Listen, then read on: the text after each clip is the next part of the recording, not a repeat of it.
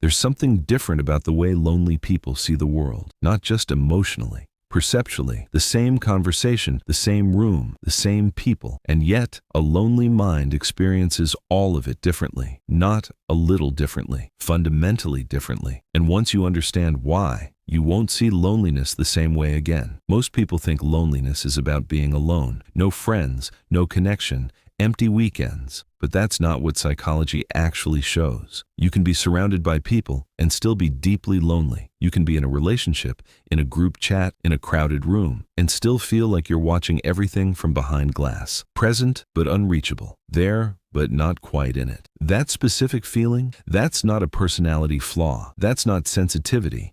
That's your brain operating under a learned set of rules. Rules are built quietly, over time, without asking your permission. And here's what those rules are doing to the way you see everything around you. Take something simple. You send a message, a few hours pass, no reply. Most people notice it, maybe feel a flicker of something, and move on. Their brain files it as probably busy, but a lonely mind doesn't move on. It opens a case. It starts gathering evidence, reviewing recent conversations, analyzing tone, measuring the silence. Did I say something wrong? Are they pulling away? Was I too much? Not enough? And here's what's important. That's not weakness. That's not irrationality. That's a brain doing exactly what it was trained to do. When someone experiences prolonged loneliness, the brain shifts into what researchers call a hypervigilance state around social information. It becomes acutely sensitive to signals that most people filter out automatically: tone, timing, micro changes in behavior, the slight pause before someone responds, the way a message feels shorter than usual. These things don't register for most people, but for a lonely brain, they become data points because connection feels fragile, and fragile things need to be monitored. The brain isn't trying to make you paranoid. It's trying to protect you. It's scanning the horizon for rejection before it arrives, so it can brace for impact. The tragedy is that it never stops scanning, even when there's nothing there. But here's where it goes deeper than most people realize. This shift doesn't just change how you interpret other people. It changes how you interpret the world itself. Lonely people are measurably more likely to read neutral situations as threatening. A quiet room feels unwelcoming. A short reply feels like a verdict.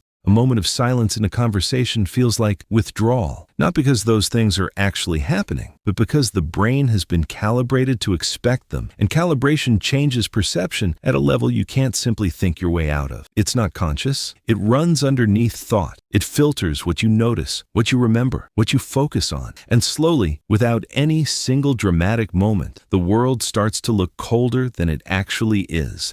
The colors are the same. The people are the same, but the read has changed. Stop for a second. Think about the last time you were in a room full of people and still felt like you were alone. That's not a metaphor. That's neuroscience. Research shows that lonely individuals show different patterns of brain activation when processing social information, specifically increased activity in regions associated with threat detection. The brain, in a state of chronic loneliness, is not just emotionally different. It is literally scanning its environment differently, more alert, more cautious, more attuned to the possibility of exclusion, which means two people can sit in the same dinner party, the same meeting, the same family gathering, and one of them experiences it as warmth, and the other experiences it as quiet danger, and neither of them is making it up. They're both responding to what their brain is presenting as reality. And then, maybe the most painful part, lonely people start seeing themselves differently too. Not all at once, gradually. Like a slow edit, you start to feel like an outsider in spaces where you technically belong. You rehearse things before you say them. You replay conversations after they end,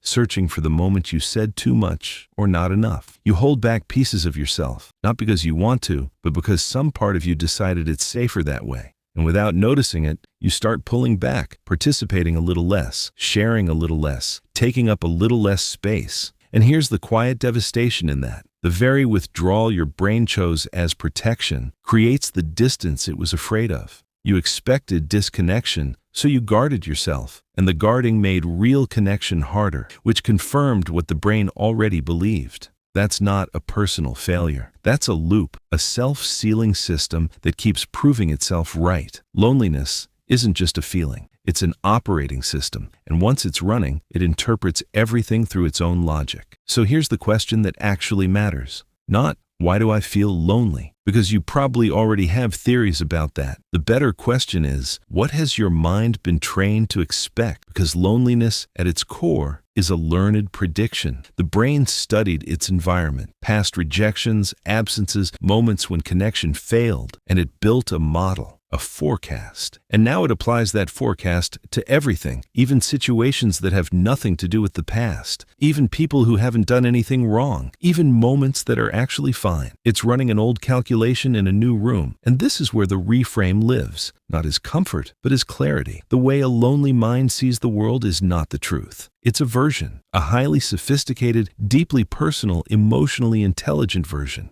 that was built to survive a specific kind of pain. But survival mode is not the same as reality. The room might not be as cold as it feels. The silence might not mean what you think it means. The distance might be something you're measuring with a broken instrument. That doesn't fix everything overnight. Insight rarely does, but it creates a crack, a small gap between what's happening and what your brain tells you is happening. And in that gap, you have a choice your brain wasn't giving you before. The world a lonely person sees is darker, more threatening, more uncertain, and they're not imagining it. Their brain is genuinely constructing that version of reality with real neurological weight behind it. But here's what that also means. The warmth that feels absent, it might be there, filtered out, predicted away before it could land. The connection that feels impossible, it might be closer than the model allows you to believe. You are not seeing the world as it is. You are seeing the world as your mind learned to expect it. And maybe, just maybe, the world is waiting for you to update the forecast. The question isn't whether you belong. You already do. The question is whether your brain has learned to believe that yet.